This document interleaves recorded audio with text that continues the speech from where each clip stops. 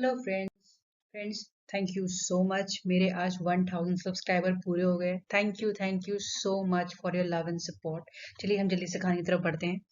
आज एपिसोड में हमने देखा था कि पैच, सिया, थमॉन और प्रकदाव सब मिल के इनके गहने चुराने वाले थे, लेकिन कामयाब नहीं होते हैं और पैच इस पे बहुत गुस्सा के बकरा के फेंक देता है। यहाँ सिया को कॉल आता है कि प्लान फेल हो गया, ज्वेलरी नहीं चोरी हो पाई है। अब सिया जाने लगता है, लेकिन तभी वहां पे सिचौन और जैन आ जाते हैं। जॉन उससे कहता है कि अगर आप आ ही गए हैं तो थोड़ा सा ज्वेलरी ले ही लीजिएगा। और फिर जैन कहती है हाँ हाँ, बल्कि आप जैसे अमीर आदमी हो तो 3 ज्वेलरी लेनी चाहिए। फिर आगे तो जॉन बोलता है कि वैसे एक असली अमीर आदमी वो होता है जिसको जब कोई चीज चाहिए होती है तो वो पैसे से खरीदता है, ना कि वो चोर से चुराता है, क्योंकि उसे हम अमीर नहीं, चोर कहते हैं। मैं सही कह रहा हूँ ना सिया? इस पे सिया गुस्सा आ जाता है और कहता है कि मैं तुम दोनों से बदला लेके रहूंगा, और फिर वहां से चला जाता है। फिर हम देखते हैं कि सिचौन, जैन और पैन पॉप का वेट कर रहे होते हैं डायमंड्स के साथ, क्योंकि डायमंड्स उसी के पास होते हैं। पॉप वहां डायमंड्स लेके आ जाता है और फिर पैन के साथ जाके वो डायमंड्स गिनने लगता है। तभी यहाँ पे जैन सिचौन से फिर पूछती है कि तुम्हें कैसे पता चला कि ये लोग चोरी करने वाले थे। सिचौन को बताता है कि कल मेरी मीटिंग थी सिक्योरिटी कंपनी टीम के साथ। वहां मुझे एक आदमी बहुत सस्पिशियस दिखा, तो मैंने उसका पीछा किया। मैंने देखा कि वो किसी आदमी से बात कर रहा है, उसको इन्फॉर्मेशन दे रहा है। मैंने रियलाइज किया कि वो चीफ थमॉन का असिस्टेंट था। फिर मैंने उस आदमी को पकड़ा और उससे इन्फॉर्मेशन निकलवाई। अब जान परेशान हो जाती, कहती क्या फिर से वही थमॉन, फिर से किया उन्होंने ऐसा? तो इस बार फिर उनको स्टॉर्म बताता है कि सिर्फ थमॉन नहीं, इस बार सिया, पेच, प्रकदाव सारे सारे लोग मिले हुए थे। और घबराओ मत, अब वो लोग कुछ नहीं करेंगे, कुछ टाइम तक तो कुछ ही नहीं करेंगे। तो फिर जान उससे कहती थैंक यू सो मच, मतलब कि तुमने मेरी इतनी हेल्प की, थैंक यू सो मच। तो फिर उसे जॉन कहता है कि तुम मेरी पत्नी हो, तुम्हारे लिए तो मैं इतना करूंगा ही। और उसके बाद जब वहां से चली जाती है तो फिर उससे कहता है कि मैं तुम्हें अपने प्यार में ऐसे फंसाऊंगा कि तुम पूरी तरीके से एकदम डूब जाओगे उसमें। खैर यहाँ पे ऑल्दो प्रकदाव का प्लान फेल हो गया होता है, लेकिन उसको अपनी नाक बहुत प्यारी होती है, तो वो अपने बेटे पेच को बोलती है कि चलो चलते हैं उस ज्वेलरी पार्टी में, ताकि किसी को हम पे शक ना हो। और फा भी इन लोगों को ज्वाइन कर लेती है। खैर वहां पे जो पैच होता है उसकी हालत बहुत खराब होती है, क्योंकि सिया अब उसे छोड़ने वाला नहीं था। तो उसको प्रगदा बोलती है थोड़ा सा नॉर्मल रहो, वरना लोगों को तुम पे शक हो जाएगा। खैर तभी से जॉन और जैन आते हैं अतिदेव के पास। वो अतिदेव को थैंक यू बोलता है और अतिदेव उससे कहता है कि अरे मैं अपनी बहू के लिए इतना नहीं करूंगा। खैर फा बोलती है लेकिन मैं बहुत दुखी हूँ, आपने मुझे इस इवेंट के लिए प्रेजेंटर नहीं चुना।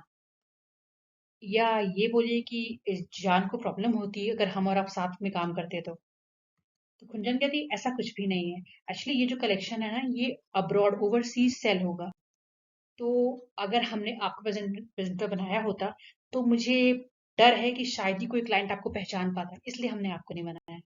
ये सुन के पा का मुंह बन जाता है। खैर अब जो है पार्टी के जो एक्सपीशन है वो स्टार्ट होता है और बहुत अच्छी प्रेजेंटेशन होती है। और जान कुचौन दोनों बहुत खुश होते हैं। यहाँ पे मे जान कुचौन को देख के बहुत जल रही होती है। इस चीज को फा नोटिस कर लेती है, वो जान जाती है कि मे जॉन को फ्रेंड से ज्यादा पसंद करती है। यहाँ यहाँ सिया का कॉल फेच को आने लगता है, तो वो अपनी मदर को लेकर साइड में जाता है और उन्हें बता देता है कि मैंने डैड से कंपनी के शेयर पे साइन करवा लिया था। पहले तो प्रजा गुस्साती है और फिर कहती है कोई बात नहीं, मैं तुमको ही चुनती हूँ, क्योंकि वैसे भी वो अगर वो जमीन ले लेते तो फिर वो हम लोग को प्रॉब्लम झेलनी नहीं पड़ती। खैर यहाँ पे पैच आता है और सिया को अपने फादर के शेयर्स के पेपर दे देता है। यहाँ पे सिचौन जो है वो डिजाइन देख रहा होता है एक हार की। तभी मे आती है, उससे कहती है डिजाइन सुंदर है। तो कहते हैं हाँ कुंजान ने डिजाइन किया है। तो अभी ये से आगे बात करने पूछ पाए इससे पहले ही सुनती है खुन मनोप, एकदम दिखती है इस आदमी को, शायद हम उतर जाता है। ये तुरंत तुरंत से बोलती है कि मेरी तबीयत थोड़ी खराब लग रही है, तो मैं अब जाकर थोड़ा रेस्ट करूंगी।